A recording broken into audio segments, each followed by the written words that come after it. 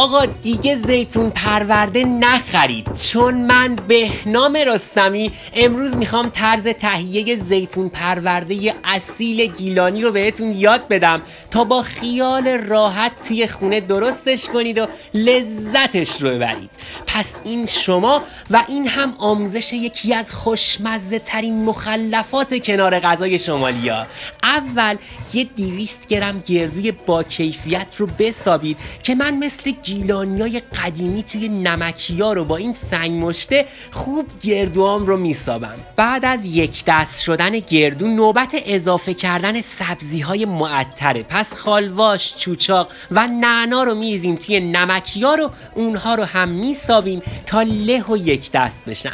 مرحله بعدی درست کردن زیتون پرورده اصیل گیلانی اضافه کردن سیره که برای این مقدار بین 7 تا 12 حبه سیر بسته به ذائقه خودتون میتونین اضافه کنین و اول سیرا رو له میکنیم، بعد حسابی میسابیمشون تا با باقی مواد مخلوط و یک دست بشن.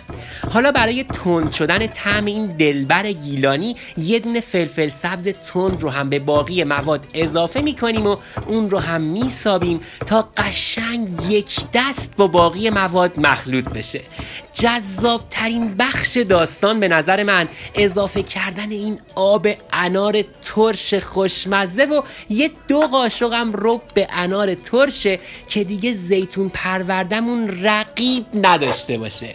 حالا کمی گلپر که مکمل خیلی خوبی برای گردوه و یه ذره هم نمک بهش اضافه میکنیم و موادمون رو مخلوط میکنیم و میسابیم و اگه نیاز بود بازم آب انار ترش میریزیم توش و مواد زیتون پروردمون حاضره.